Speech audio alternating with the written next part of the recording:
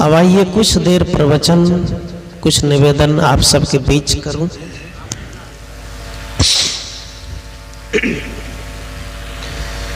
भजन का भाव है, जागो जागो हे ननदिया महलिया ऐले चोर। ये सदगुरु कबीर भीतर की बात करते हैं, अंदर की बात है, साधना की बात करते हैं, अध्यात्म पद से जुड़ा है, परमात्मा की प्राप्ति की बात करते हैं। साहब कहते जागो ननदी, वो मन जो अनादि काल से सोया हुआ है। दो तरह के सोना होता है, दो तरह के जागना होता है।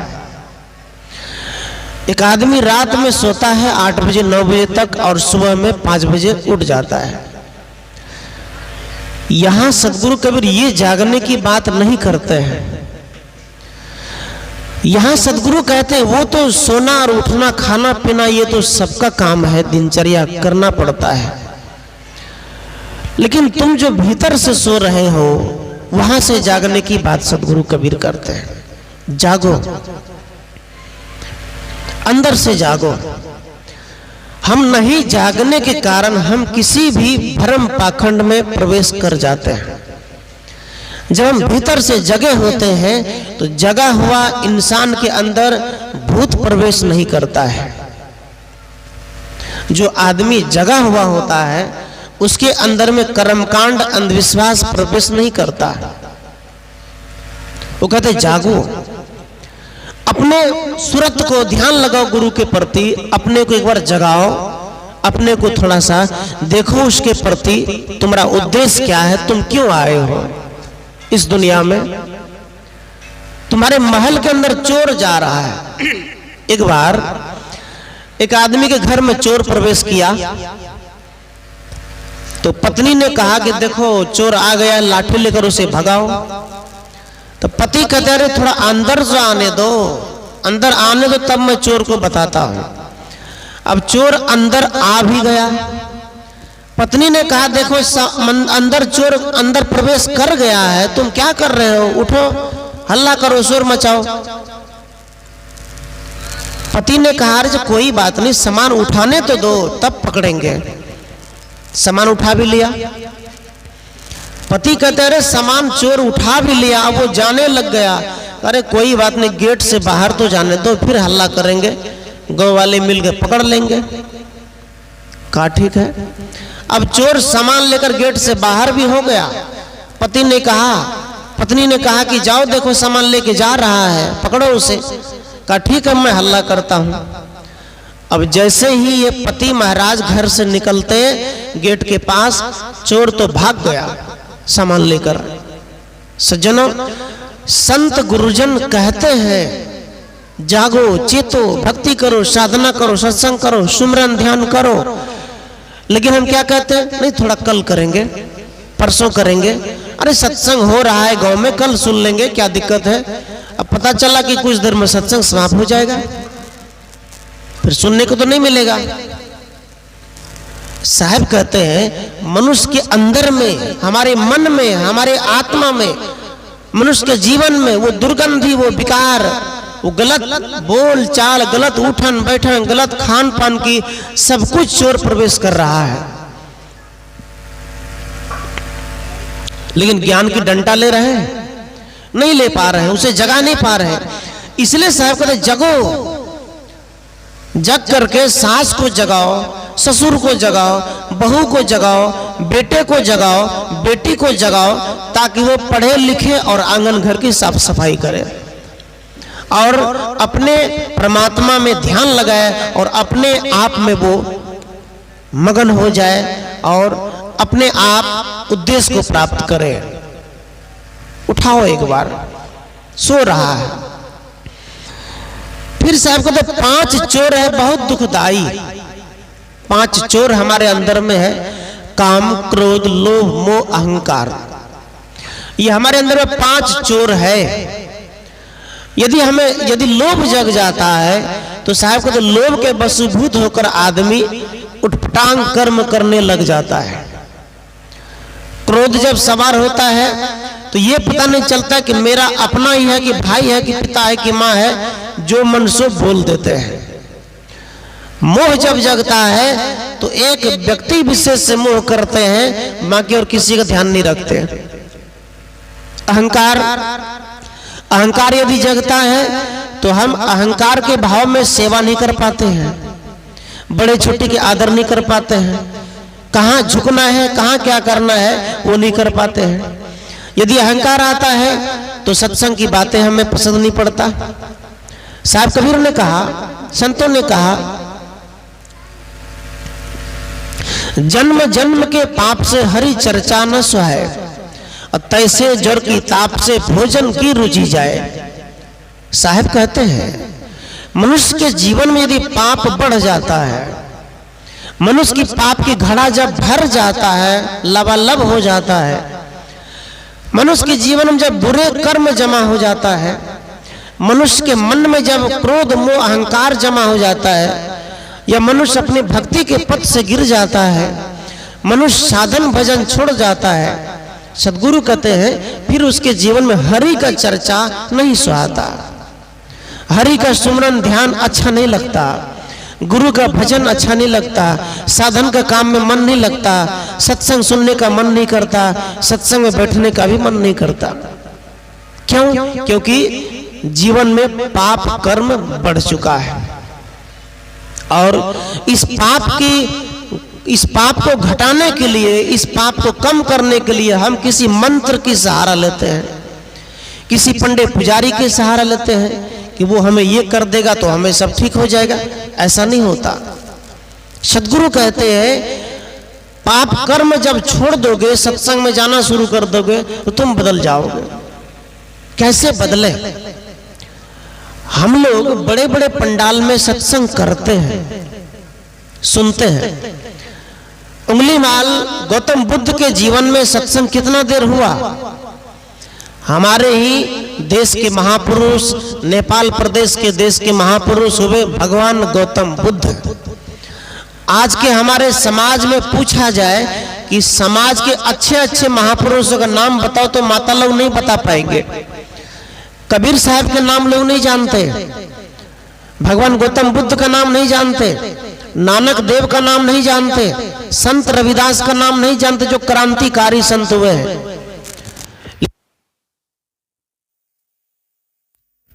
उनसे पूछ दिया जाए कि अनेक प्रकार की जो देवी देवता है जिनका कोई इतिहास नहीं, कोई पुराण नहीं, जो किताब नहीं, उनका नाम मुख से बोलकर रट देता है। जो अभी बीमारी आई थी कोरोना वायरस, उनको भी माता लोगों ने कोरोना माता बना दिया, बनवे लिख रहे कोरोना माता। वो बीमारी है। एक तरफ से और बीमारी हमारे समाज में जो थोड़ा फुंसी निकले छे, की कहे ओकरा गोसाई माता माता निकल रहे है ना। चेचक बीमारी जब किसी के हो जाता है, किसी बेटी के या माताओं को या किसी बेटे को, मैंने सुना है कि चेचक बीमारी जब थोड़ा फुंसी निकलते तो लोग क्या पता माता निकला है। ऐसा नहीं है। चेचक बीमारी जमीन में भूकंप आता है, भूचाल आता है, गैस भर जाता है, उस कारण से भूकंप आता है। इस शरीर में गलत खान पान खाए हैं, तेल खाए, अधिक मसाला खाए हैं, मतलब ऐसे ऐसी गोली दवाई खाए जो रिजेक्शन कर दिया है, उसके कारण से शरीर में वो फोड़ा फुंसी निकल जाता है। वो माता नहीं है, वो बीमारी है। जो लोग कम पानी पीते हैं, पानी पीता ही नहीं है, दिन भर में 1 गिलास पीता है, उनको एसिडिटी गैस प्रॉब्लम होता है, उनको चेहरे पर फोड़ा फुंसी होता है, झुर्रियां पड़ जाता है, वही बीमारी के रूप में पैदा होता है। लेकिन सदगुरु कहते हैं कि हम संतों के वाणी से दूर होने के कारण हम ऐसे ऐसे अंधविश्वास में फंस जाते हैं। ये कोई सत्संग नहीं है। अब उस चेचक की इलाज क्या है? चेचक की इलाज है उसमें तेल न लगाओ, साबुन न लगाओ, उसको साफ सफाई से रखो, अपने आप ठीक हो जाएगा। उसमें कुछ लोग गोसाई खिलाते हैं, देवता को करते हैं, क्या क्या करते, दुनिया भर के ना जाने कहां कहां जाते हैं मनुष्य अपने जीवन के सुख की कामना के लिए। एक बात याद रखिए, मनुष्य को सुख तभी मिलेगा जब वो खेत में कड़ी मेहनत करेगा। घर के सभी परिवार यदि घर में मेहनत करे, किसानी करे, पैसे कमाए, सब बच्चा मिलकर, सब परिवार मिलकर यदि पैसे को बचत करता है, वही आदमी सुखी हो सकता है। लेकिन जिस घर में 4 दिन 5 दिन उपवास रहते हैं, 2 घंटा 3 घंटा तक पूजा करते रहते हैं, उस घर में कभी भी कहा जाए कि सुखी नहीं हो सकता। कहो क्यों? पूजा 4 घंटा नहीं होता, पूजा 5 घंटा नहीं होता, पूजा कितना होता है? पूजा जीवन भर होता है, 24 घंटा होता है। वो सदगुरु कबीर कहते कैसे? सदगुरु कबीर कहते हैं, जो कुछ करो सो पूजा, उठत बैठत कबहू न छूटे ऐसी तारी लाई। साहेब कहते हैं, ऐ मनुष्य, भगवान कृष्ण अर्जुन से कहा कि तुम कहां गया था? कहा मैं मंदिर गया था। कहा क्यों? कहा पूजा करने। अच्छा क्या किया? कहा अगरबत्ती गाड़े, अगरबत्ती जलाए, प्रसाद चढ़ाए, 5 बार परिक्रमा किए, ये पूजा किए, पूजा हो गया मेरा। भगवान कृष्ण अर्जुन से कहा, अर्जुन तुम क्या अगरबत्ती जलाने को पूजा कहते हो? क्या तुम मंदिर में जाने को पूजा कहते हो? क्या प्रसाद चढ़ाने को पूजा कहते हो? 5 बार घूमने को पूजा कहते हो? कहा ये पूजा नहीं है। पूजा है अपने मन वचन कर्म को पवित्र करना, अपने परिवार के साथ प्रेम से जीना, अपने घर में एक मंदिर बनाना और घर में ही पूजा पाठ करना, घर को स्वर्ग बनाना, घर को देवता बनाना, कोई एक कमरे के नहीं। आज हमारे समाज में लोग क्या करते हैं? घर के एक कोना में देवता को स्थापित किए, अब बाकी जगह नरक बना है, बाकी जगह साफ सफाई नहीं। ऐसा नहीं। साहब कहते कि आपका जितना भी घर है, द्वार है, आंगन है, सब मंदिर हो जाए, सब आश्रम हो जाए, सब में प्रेम पर लग जाए, वो पूजा है। कोई 1 मिनट पूजा कर लिए पूजा नहीं है। पूरा जीवन को पूजा बनाने के लिए सदगुरु कबीर कहते हैं, कर्म को पूजा बनाओ। बोलो तो मधुर बोलो, कर्म करो तो अच्छा करो, दूसरे के साथ व्यवहार करो तो अच्छी व्यवहार करो, अच्छे संगत में बैठो। 3 आदमी काम कर रहा था और 3 आदमी जो काम कर रहे थे, एक आदमी को पूछा, एक साधु ने, तुम क्या कर रहे हो? कहा दिखाई नहीं देता है क्या? अंधे हो गए क्या? मैं काम कर रहा हूं। साधु ने कहा, भाई प्रेम से भी बोल सकते हो। आगे बढ़ा, दूसरे के पास कहा क्या करते हो? कहा बस जीवन गुजर के लिए थोड़ा हम काम करते हैं, पेट भरने के लिए। कहा अच्छा, अच्छी बात है बेटा, करना चाहिए, कर्म करो। तीसरे आदमी के पास गया, कहा तुम क्या करते हो? कहा मैं भगवान का भजन करता हूं। कहा मैं भगवान की मंदिर बना रहा हूं। 3 व्यक्ति है, तीनों से पूछा गया, लेकिन तीसरा व्यक्ति जो जवाब दिया, वो क्या जवाब दिया? वो भगवान का भजन नहीं कर रहा था, कोई मंदिर का काम नहीं कर रहा था, वो भी खेत में ही काम कर रहा था। लेकिन संत ने पूछा क्या करते हो? कहा भगवान का भजन करते हैं। मतलब साहब कहते हैं, चाहे तुम काम करो, खेत में रहो, कहीं भी रहो, प्रभु की याद करते रहो। प्रभु को याद करने का मतलब मन निर्मल रहे, मन पवित्र रहे, मन शीतल रहे, ये काम करते रहो। याद रखना, जो आदमी जितना मेहनत करेगा उतना सुखी रहेगा, उसका मन भी उतना अच्छा रहेगा। जो व्यक्ति कोई काम नहीं करता है, ताश जुआ खेलता है, इसके द्वार उसके द्वार भटकता है, वही आदमी चुगली निंदा करता है। उसको कोई काम नहीं है, इसका गप वहां, उसका गप यहां करता रहता है। साधना की बात है ये। साहब कबीर कहते जगो, अंदर से जगो। तुम सो रहे हो, केवल कमाना खाना ये सब कुत्ते बिल्ली भी करते हैं, बच्चे पैदा करना ये कुत्ता बिल्ली का भी काम है। लेकिन मनुष्य यदि मनुष्य जीवन में आकर भक्ति नहीं करता, सत्संग नहीं करता, सत्संग में नहीं बैठता, प्रेम से नहीं बोलता, परिवार से प्रेम से नहीं जीता, भाईचारा में प्रेम नहीं होता, सदगुरु कहते हैं क्या मतलब? एक साधु गांव में जा रहा था, गांव में अष्टजाम हो रहा था, हरे राम हरे कृष्ण कृष्ण कृष्ण हरे हरे, अष्टजाम हो रहा था। साधु सोचा कि ये धार्मिक का द्वार है, अठजाम हो रहा है, मैं भी जाता हूं, थोड़ा सा दान दक्षिणा तो मिलेगा ही। उस बच्चे को शांत करिए, पीछे बच्चा हल्ला करता है। साधु जब द्वार पर गया तो वहां से घर के लोग कठोट में पानी लाए, चरण धोए, गिलास लोटा लाए, साधु को प्रणाम किए। साधु ने पूछा कि ये अठजाम जो तुम करते हो, अष्टजाम राम नाम का मंत्र, ये किस खुशी में हो रहा है? कहा महाराज जी, हमने अपने भाई से केस जीता है, डिग्री प्राप्त किया है, इस खुशी में हमने अठजाम रखा है। क्या कहा? अपने ही भाई से हम केस जीत गए हैं, इसलिए हम अठजाम किए हैं। साधु ने कहा, अरे पापी आदमी, तुमने मेरे चरण पे पानी क्यों दिया? साधु कहते, पापी आदमी, तुमने मेरे चरण पर पानी क्यों दिया? पहले बता देना था, मैं भी गंदा हो गया तुम्हारे द्वार पे आके। कहा कैसे? कहा तुम कहते हो कि अपने भाई से केस में डिग्री प्राप्त कर लिया, कोर्ट कचहरी में हमारे तरफ फैसला हो गया, तो तू खुशी में अठजाम कर रहा है, लेकिन याद किया जिस राम नाम की मंत्र तुम रट रहे हो, क्या उस राम ने अयोध्या को लात मार दिया और भाई भाई को प्रेम बनाकर भाई भाई को नहीं तोड़ा? तुम कौन अठजाम कर रहे हो?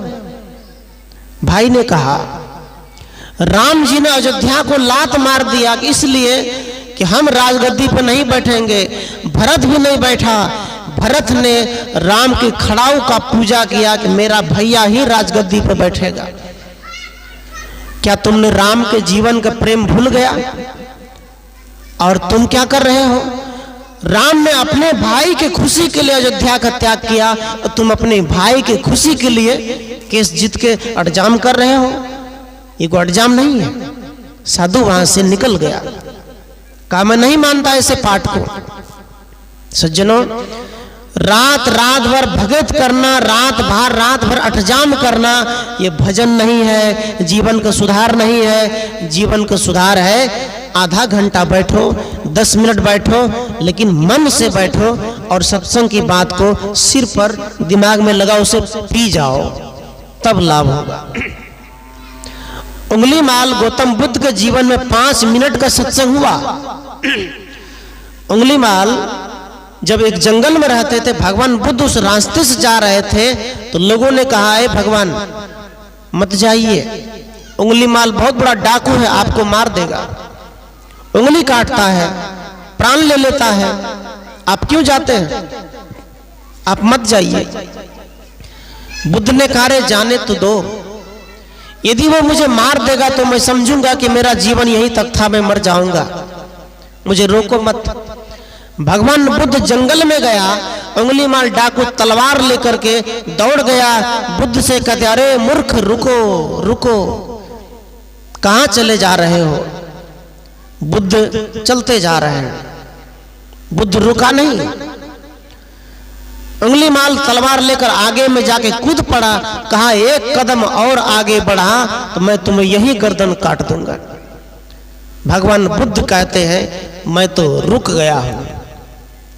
उंगली माल कहता है, तू चला जा रहा है, मैं आवाज दे रहा हूं और तूने कहा मैं रुक गया। कैसे रुक गया? अभी भी चल रहे हो। बुद्ध कहते हैं, मैं आज से 15 वर्ष पहले रुक गया, लेकिन तुम अभी चल रहे हो। कहा मतलब? कहा मैं हिंसा से रुक गया, मैं दूसरे को दुख देने से रुक गया, दूसरे को मारने से रुक गया, दूसरे के बेईमानी करने से रुक गया, दूसरे के शैतानी करने से रुक गया, दूसरे के धन पर लालच करने से रुक गया। मैं किसी को दुख नहीं देता, मैं एक संत हूं। मैं तो 15 साल पहले रुक गया, पाप करने से रुक गया, गलत करने से रुक गया, लेकिन तुम उंगली माल अभी भी पाप कर रहे हो।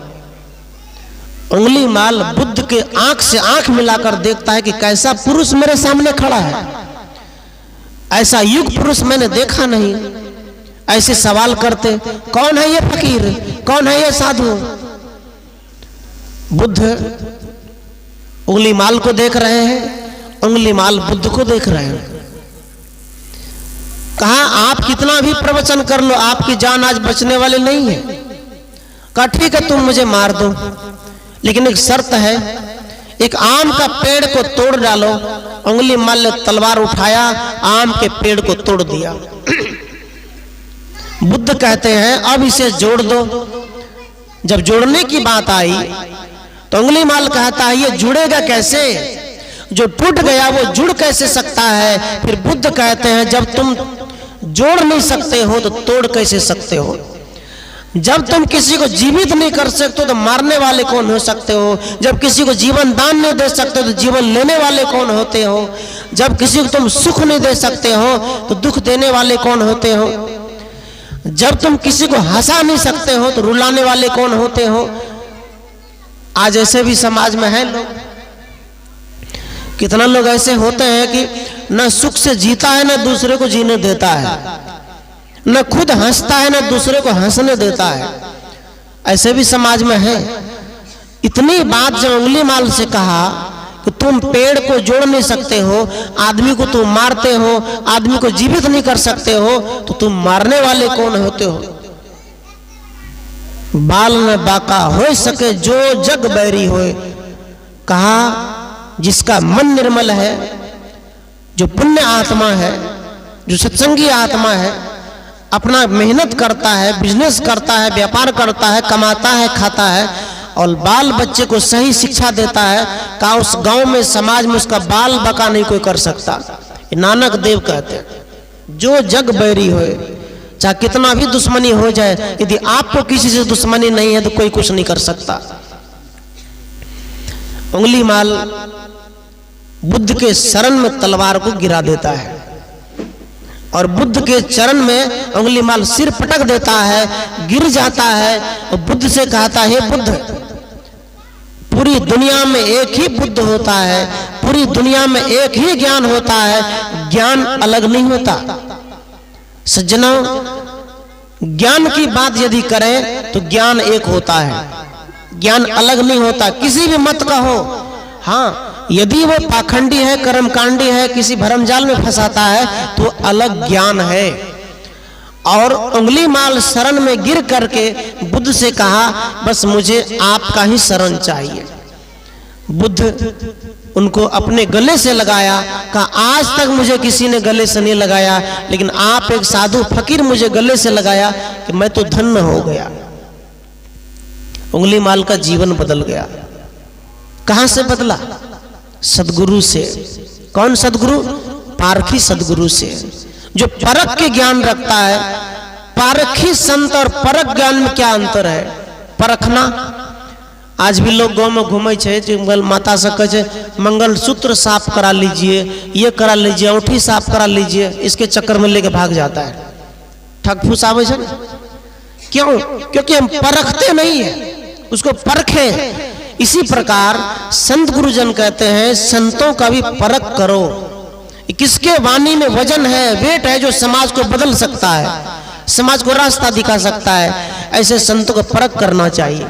ऐसे संत गुरुजनों के सत्संग में और घरों में चरण ला जाना चाहिए, ताकि बाल बच्चे का भी जीवन अच्छा हो सके। जीवन बदल गया। साहब कहते जगो, सब जगो। बहू को भी जगना चाहिए, बेटे को भी जगना चाहिए सवेरे, माँ को भी जगना चाहिए, सासू को भी जगना चाहिए, पिता को भी जगना चाहिए, पति को भी जगना चाहिए। जिस घर में लोग सवेर जगते हैं उसी घर में लक्ष्मी आती है। जिस घर में लोग देर तक सोते हैं उस घर को लक्ष्मी छोड़कर चली जाती है।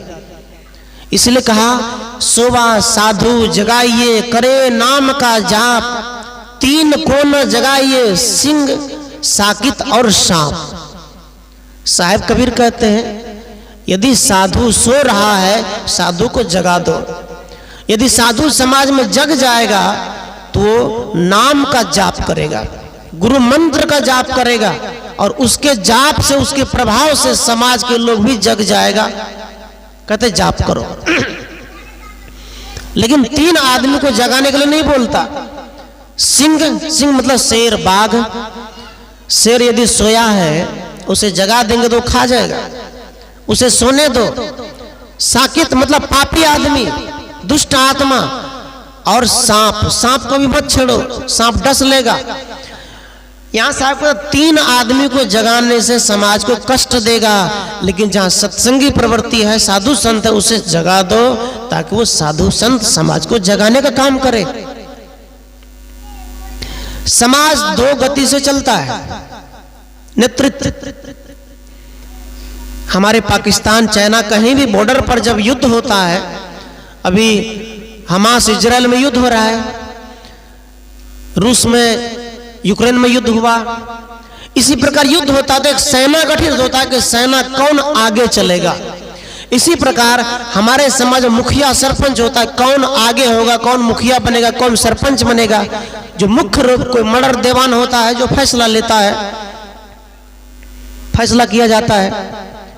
सदगुरु यहां कहते हैं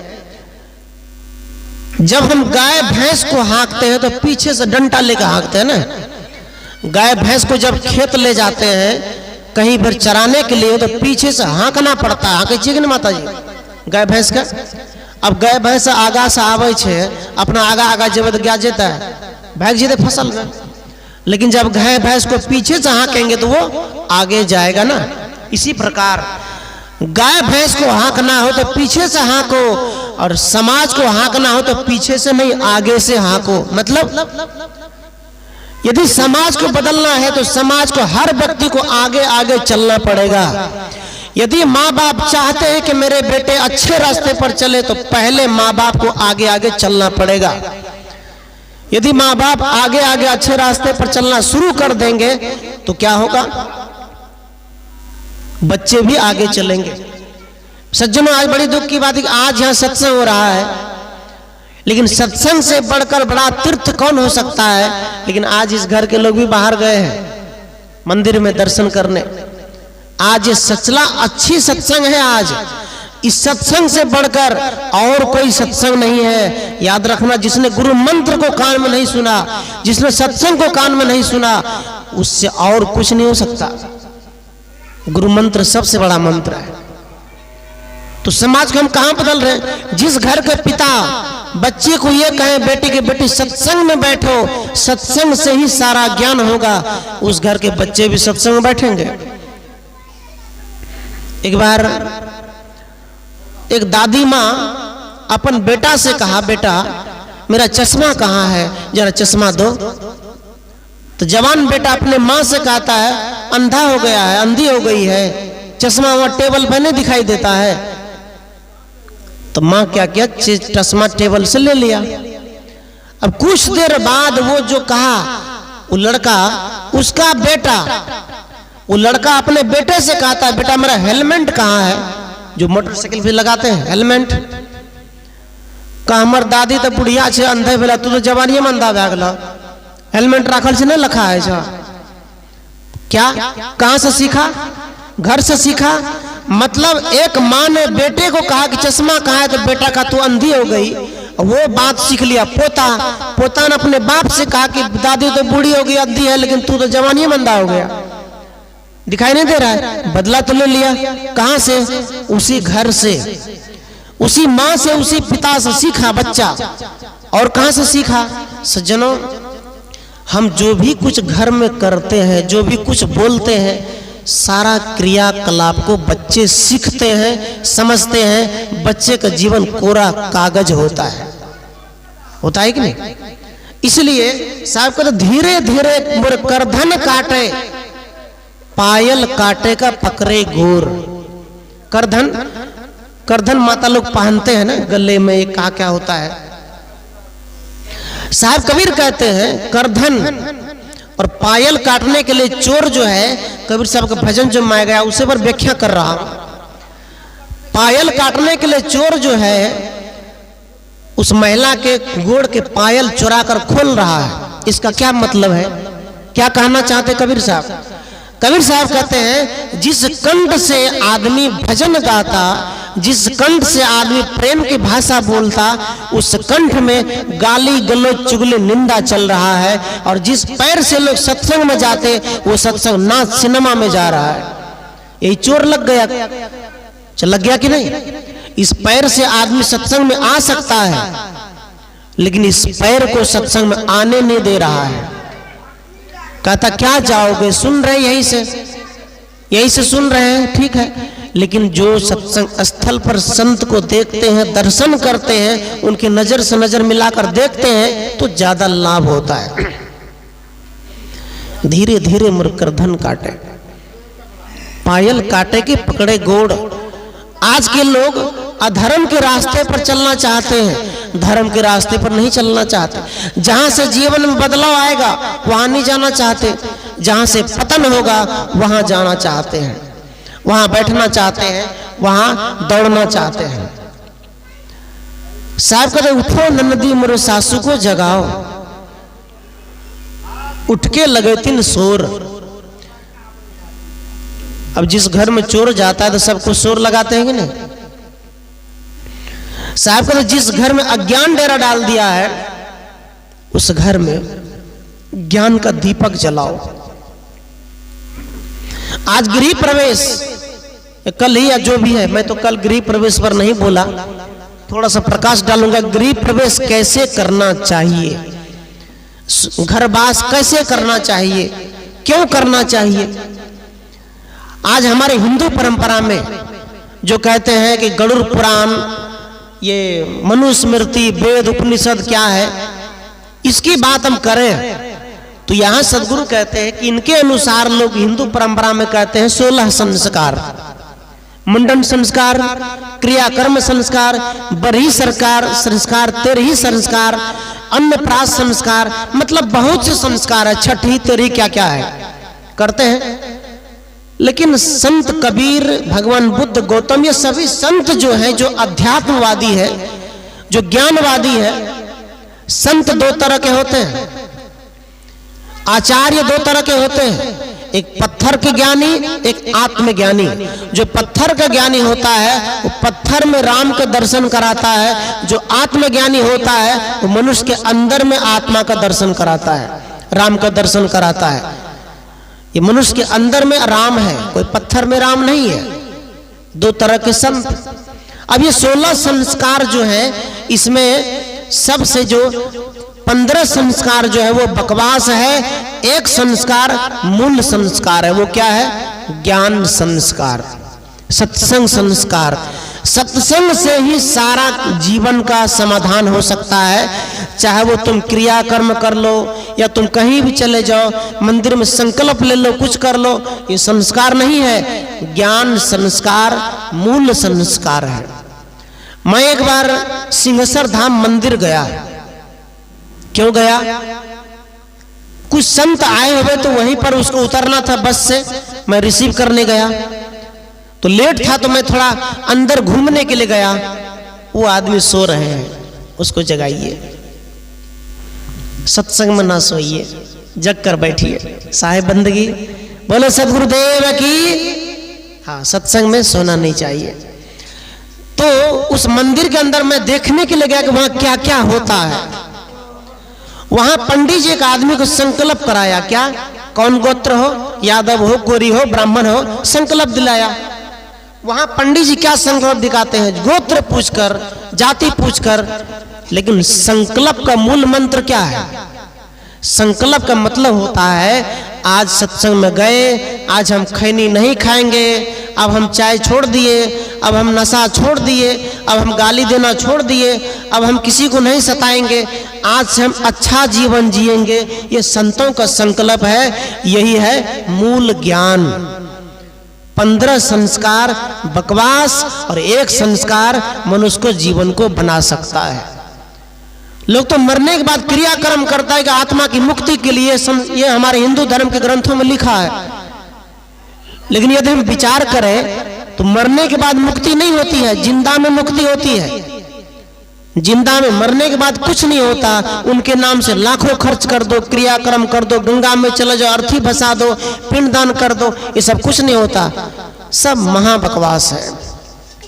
लेकिन ज्ञान संस्कार जो है हमारे जीवन का, भक्ति भजन संस्कार, इस संस्कार से आदमी का जीवन बदलता है। इसलिए ये ज्ञान याद रखना चाहिए। तो गृह प्रवेश कैसे करें? लोग के पास जाते हैं, पंडित जी के पास, पंडित जी कैसे करें, कब दिन है, कब पतरा है। इसमें दो पंडित जी हैं, आर्य समाज और एक बाभन समाज। इतनी बात याद रखिए। अब ये दोनों में से कौन अच्छा, इस पे भी खुलासा कर दूं। जब हम पंडित जी के पास जाते हैं, कहते हैं गृह प्रवेश करना है, तो पंडित जी टाइम देता है कि मंगलवार कि सोमवार बुधवार कौन कौन दिन अच्छा होता है, शनिवार रविवार ये तो अच्छा होता ही नहीं है। अपने सब एक बात बताइए, यदि शनिवार गलत दिन है, यदि कोई बच्चा जन्म ले रहा है और शनिवार को ही जन्म लेगा, तो क्या बच्चा माँ को पूछेगा कि माँ पंडित जी से पूछ लो कि हम जन्म ले कि ना ले? क्या बच्चा पूछेगा पेट से? क्योंकि उसका समय उसी दिन पूरा हो गया। जिस महिला का बच्चे को जन्म देने का समय पूरा हो गया, तो पंडित जी की ताकत नहीं है कि उस बच्चे को जन्म होने से कोई रोक दे। और जिस आदमी का मौत आज ही है, तो किसी भी पंडित जी का ताकत नहीं है कि आज इसका मौत रुक जाए, नहीं रुक सकता, मौत होगा ही। ये अटल नियम है प्राकृतिक का। सदगुरु कहते हैं कैसे करे गृह प्रवेश? पंडित जी कहता है नहीं, आज दिन अच्छा नहीं है। शनिवार रविवार सोमवार मंगलवार बुधवार गुरुवार शुक्रवार शनिवार इतना तक होता है दिन। कौन सा दिन अच्छा है? पंडित जी तो कहता है कि शनिवार अच्छा नहीं है, शनि ग्रह लगता है, रविवार अच्छा नहीं है, और भी दिन अच्छा नहीं है। एक बात बताइए, यदि वो अच्छा दिन नहीं है, उस दिन हमारे भारत में न जाने कितनी बस ट्रेन ट्रक चलती है, काम चलता है, बिजनेस फैक्ट्री चलता है, क्या उसको अशुभ हो जाता है क्या? सज्जनों, कोई भी दिन खराब नहीं, कोई भी दिन बेकार नहीं। 7 दिन है, 7 दिन अच्छा है, और इस 7 दिन में मनुष्य को सब दिन अच्छे कर्म करना चाहिए, कोई दिन खराब नहीं।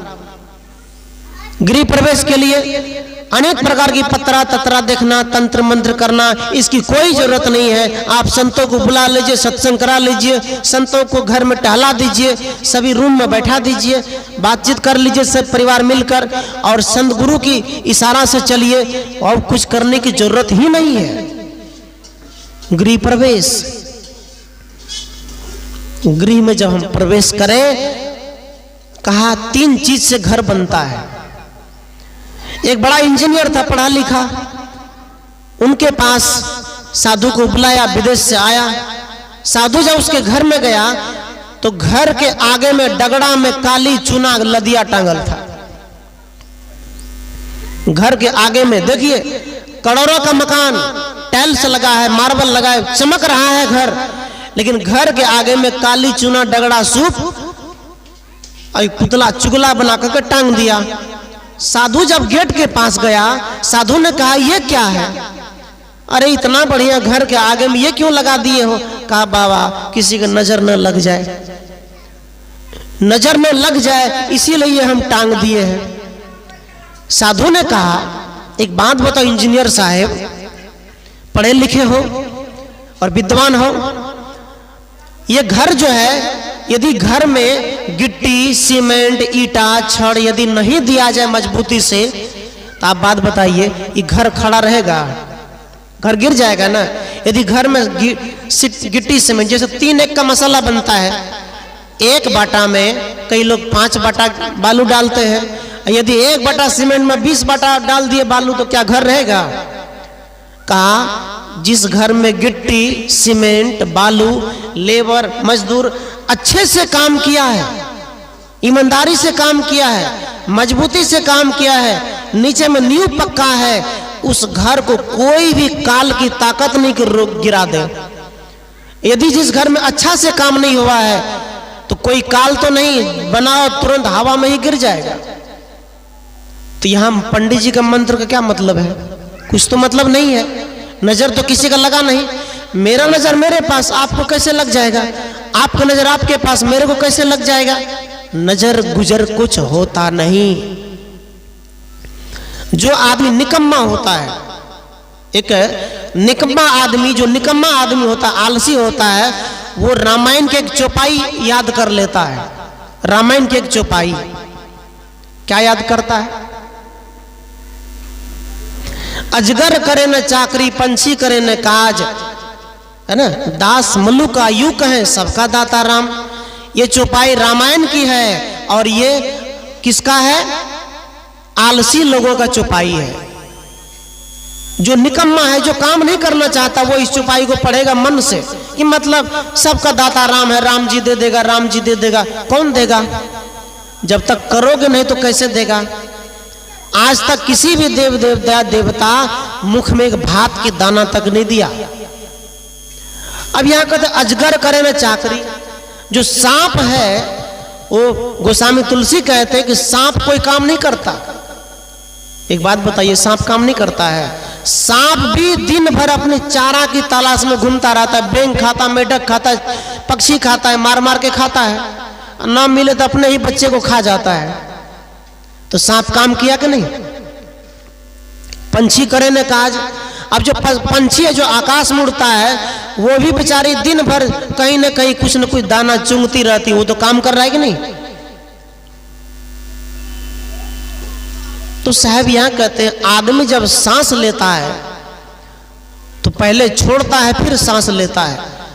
यहां कुछ नहीं, जब तक तुम सांस छोड़ोगे नहीं तो फिर मिलेगा नहीं, और जब तुम सांस छोड़ोगे नहीं तो तुम मर जाओगे। मर जाओगे तो कुछ नहीं कर पाओगे।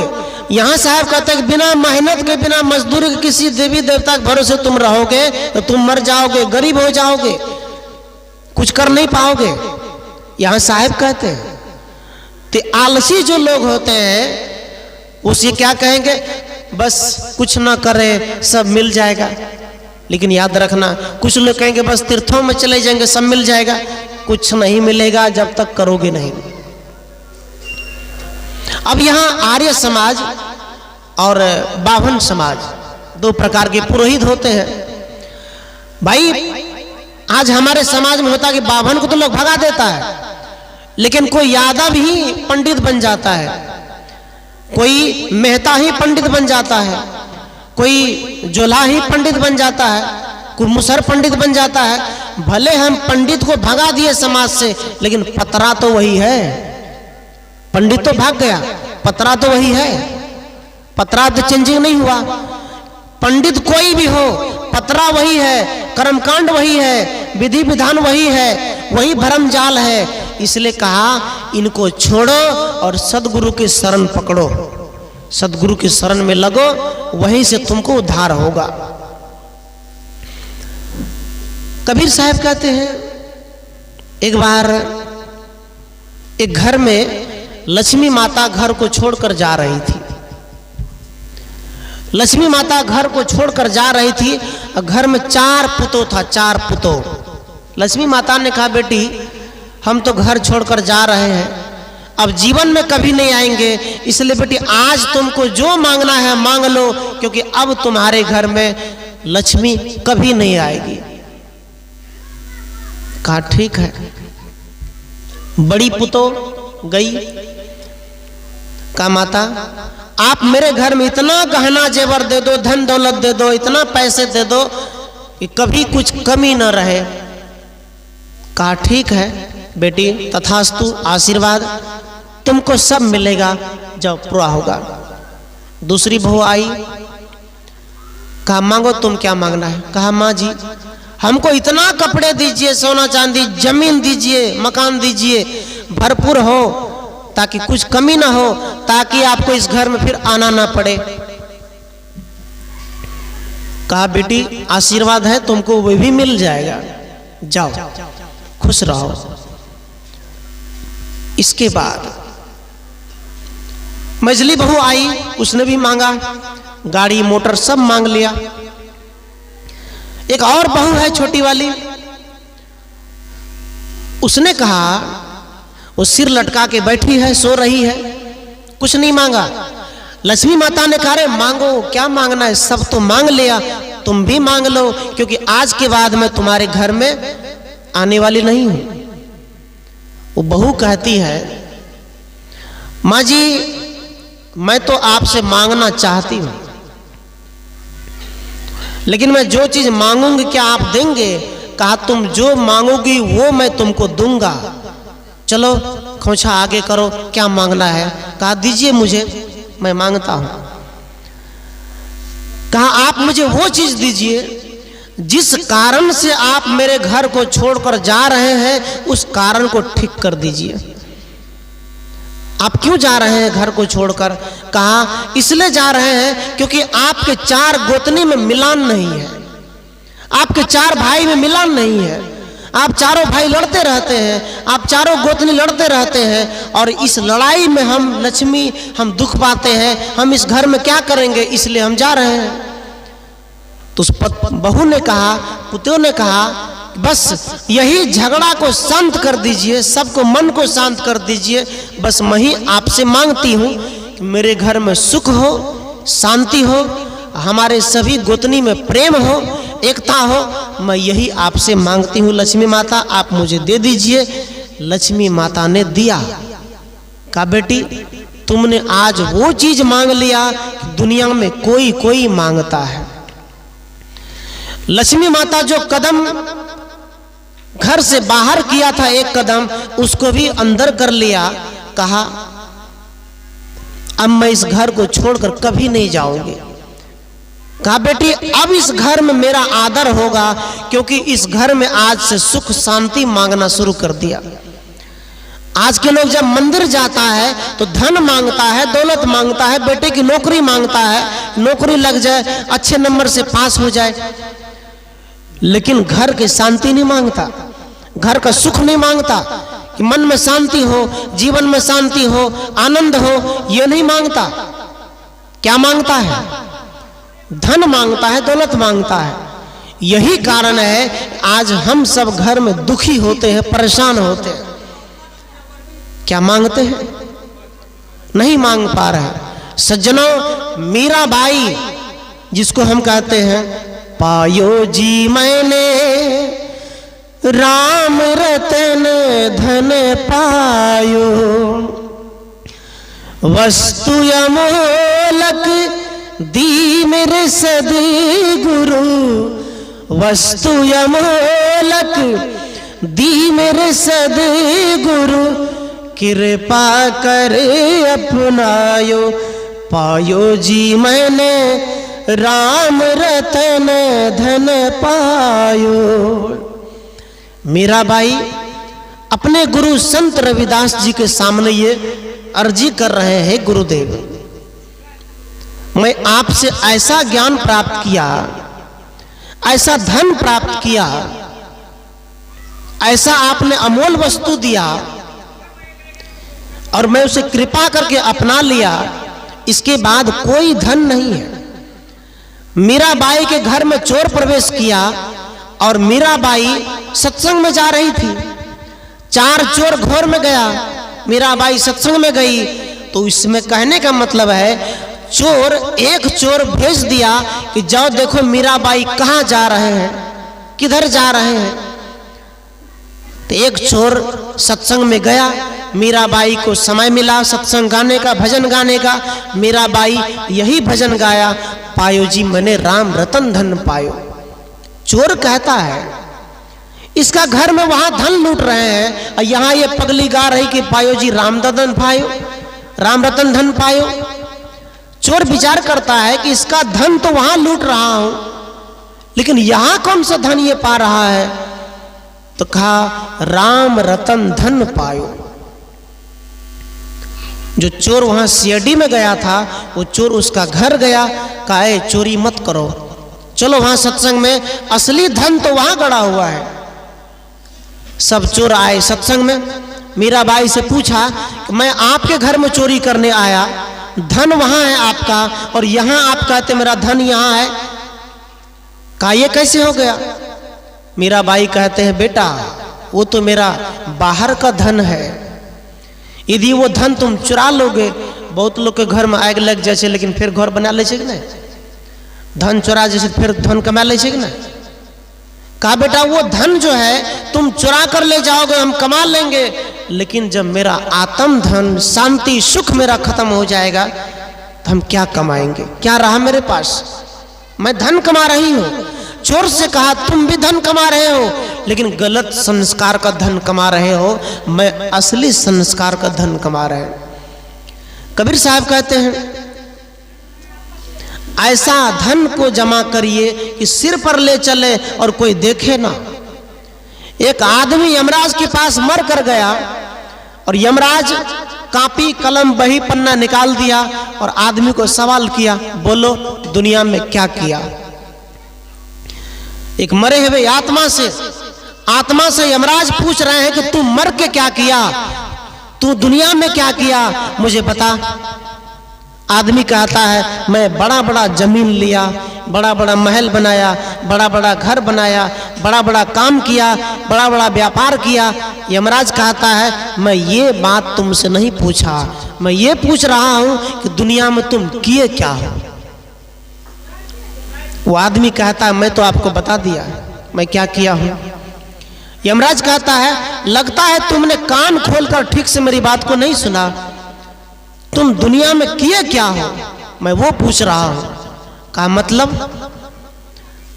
कहा दुनिया में तुम धर्म कर्म के काम कितना किए हो, अपने कान में सत्संग की बात कितने देर सुने हो, तुम सेवा कितने देर किए हो, दान पुण्य का काम कितने किए हो, प्रेम से कब तक जिए हो, कब तक ये काम किए हो बताओ।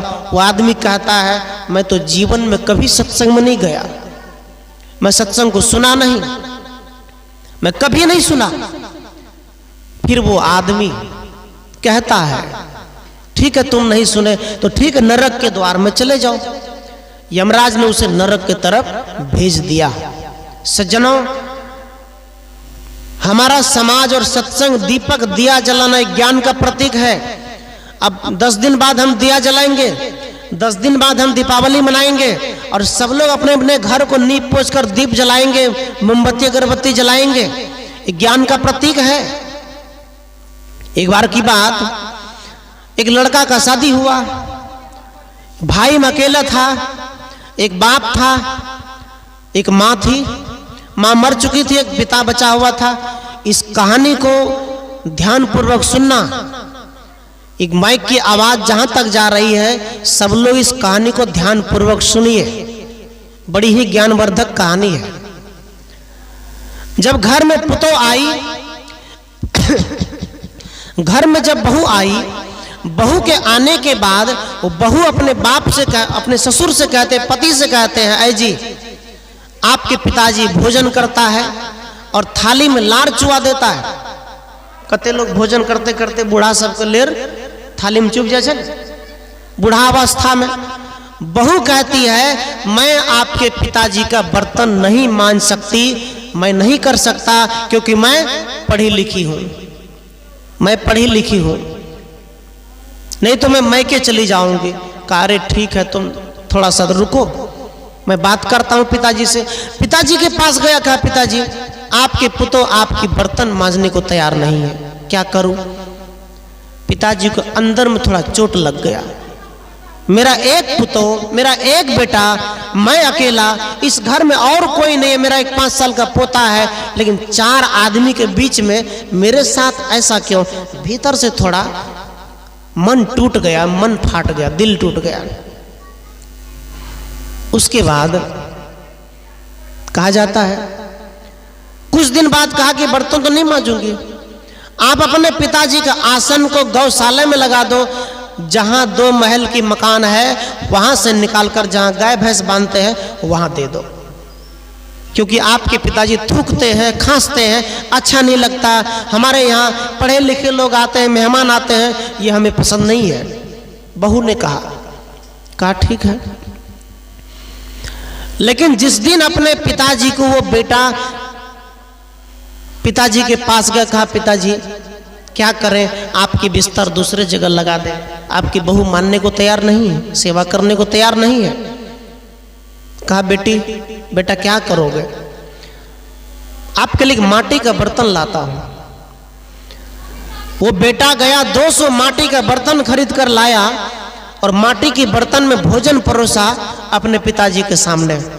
याद रखना, 4 महल की मकान, 50 बीघा जमीन, बड़ा बड़ा बिजनेस व्यापार।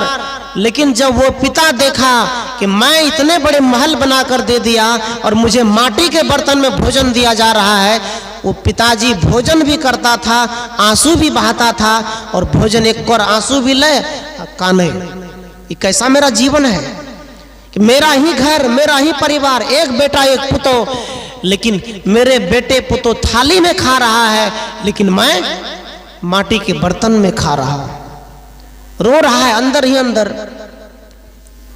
उसके बाद वो बूढ़ा क्या करता था, भोजन करके उस माटी के बर्तन को बाड़ी में फेंक देता था, मांजना तो है नहीं। एक दिन 5 साल का पोता अपने माँ से पूछता है कि माँ, दादाजी कहाँ गए हैं? माँ झूठ बोल दिया, दादाजी तीर्थ में गया है, तीर्थ में। और दादा का तो और कोनो तीर्थ हो रहा है, तीर्थ में गया है।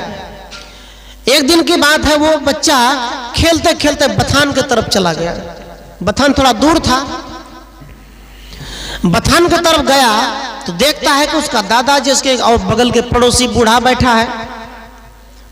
तो बगल के पड़ोसी बूढ़ा कहता है, ए देखे चाहे वो तोर पता आवे छ। बूढ़ा तो और रोवे लागले।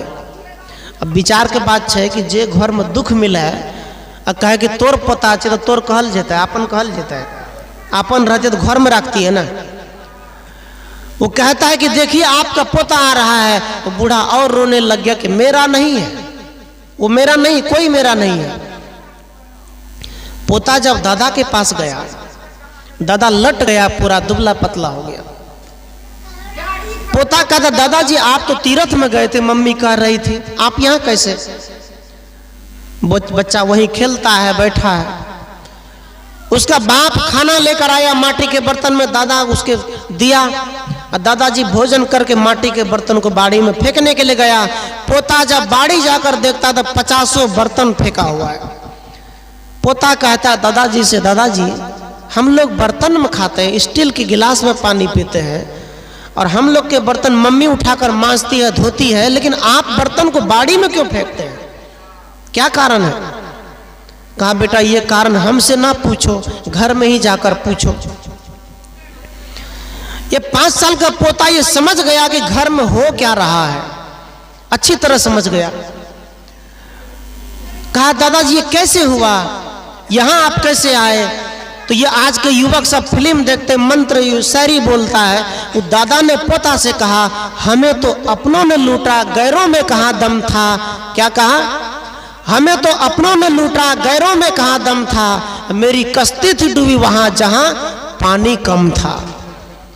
ये लड़के लोग इस शायरी को बोलते हैं। दादा ने क्या कहा, बेटा मुझे अपने लोगों ने लूट करके बथान पे भेज दिया, माटी के बर्तन में भोजन करा दिया, किसी की हिम्मत नहीं समाज में कि हमको कोई झुका दे, लेकिन मेरी पुतौ, मेरा बेटा मुझे झुका दिया, मुझे इस महल से बाहर कर दिया, इसलिए मैं यहाँ हूं। पोता क्या करता है, 50 माटी के बर्तन को बोरी में लेकर के घर ले गया, जहां 4 महल की मकान है। माटी के बर्तन को जब घर ले जाता है तो एक दिन दीपावली का समय आया। माँ गली गुंटा को साफ किया, देखा बर्तन नीचा में जूठा बर्तन, सब्जी भात लगल। वो माँ कहती बेटे से कि बेटा ये बर्तन कौन लाया यहाँ पे? बच्चा डर से कुछ न बोले कि मारते हमरा। लेकिन कुछ देर बाद पता चल गया, दीपावली का समय था, सांझ का समय, घर में खूब सजावट चकमकिया, दिया बाती खूब लगा, अच्छे से पूजा पाठ हुआ। इसके बाद वो पति पत्नी अपने बच्चे से पूछते, बेटा कौन फटाका लवा, कौन फुलझड़ी लवा, कौन मिठाई खावा, कौन कपड़ा लवा? बच्चा कुछ नहीं बोला। बच्चा नहाया भी नहीं, कपड़ा भी नहीं पहना, जैसा था वैसा ही है, बच्चा कुछ नहीं बोलता था। आप शुरू करो भजन। क्या हुआ, वो बच्चा जो है क्या किया सज्जनों, वो बच्चा माँ से कहता है, माँ आप तो क्या मनाते हैं? दीपावली। कहा दीपावली क्यों मनाते हैं? कहा बेटा दीपावली इसलिए मनाते हैं कि अयोध्या में प्रभु श्री रामचंद्र जी आए थे, इसलिए दीपावली मनाते हैं, और कोई कारण नहीं है। कहा माँ अयोध्या में राम जी आए थे, इसलिए भारत के लोग उनके खुशी पर दीपावली मनाते हैं, लेकिन मैं आपसे पूछना चाहता हूं आज इस घर में कौन सा खुशी है? कहा क्या मतलब? कहा मेरे दादाजी बाहर बथान पे है, माटी के बर्तन में भोजन दिया जा रहा है, उसको तिरस्कार किया जा रहा है, तो क्या आप बताइए कि वो दादाजी जो वहां माटी के बर्तन में भोजन कर रहा है और आप यहाँ दीपावली मना रहे हैं, तो घर में कितना भी दीप जला लो, घर में कितना भी पूजा कर लो, लेकिन तुम्हारे अंदर का दिया बुझा हुआ है, तुम्हारे ज्ञान का दिया बुझा हुआ है, तुम्हारे अंदर ज्ञान नहीं है, दिमाग नहीं है, प्रेम नहीं है, एकता नहीं है, वो सूख चुका है। तुम कितना भी दिया जला लो, कोई फर्क पड़ने वाला नहीं है। उस मां को लगा कि हम तो बहुत गलत कर रहे हैं। कहा यदि तुम दीपावली सुखी पूर्वक मनाना चाहते हो तो मेरे दादा को उठा कर ले आओ अपने घर में, उसका चरण धो करके उसके कपड़े दो, धोती कुर्ता दो, उसका पूजा आरती करो, उसके सामने दीपक जलाओ, उनको प्रसाद खिलाओ, उसकी पूजा करो, उसकी चरण धो करके उसकी आशीर्वाद लो, तब मैं मानूंगा कि तुम्हारा असली दीपावली हुआ। तब वो दोनों मिल के गया, अपने ससुर जी को लाया बुलाकर और कपड़ा दिया और वहाँ अपने ससुर से क्षमा मांगा कि हम आज बहुत गलत किए, लेकिन मेरे बेटे ने मेरा जीवन बदल दिया, हम जितना भी के लिए हमारा माफ़ कर दियो बाबूजी। बेटा भी क्षमा मांगल के पापा हमारा माफ़ कर दो। धन के अहंकार में रहिए, घमंड में फूल रहे थे। एक बच्चा के जीवन में सत्संग का संस्कार था, बुद्धि ज्ञान था और अपने बच्चे को समझा दिया, माँ बाप को दीपावली मनाना, दीप जलाना ये कोई कुछ नहीं है, ये दीपावली है, सत्संग ज्ञान का प्रतीक है, इसलिए लोग दीपावली मनाते हैं। लेकिन एक दिन खूब बल्ब जला दिए, दीपावली मना दिए, और यदि उसमें ज्ञान नहीं है, प्रेम नहीं है, एकता नहीं है, एक दूसरे से बोल चलन नहीं है, तो क्या मतलब दीपावली का, क्या मतलब सत्संग का? कुछ मतलब नहीं है। इसलिए सज्जनों, ज्ञान प्राप्त करो, सत्संग प्राप्त करो, सत्संग की बात को सुनो। आइए भजन,